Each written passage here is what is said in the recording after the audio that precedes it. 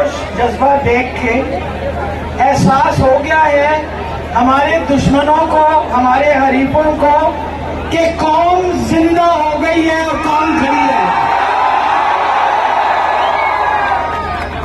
जिस मोहब्बत से खान साहब कहते हैं मेरे पाकिस्तानियों, हमेशा याद रखिए ये वो लोग हैं जिन्होंने हमेशा तफक्का डाला।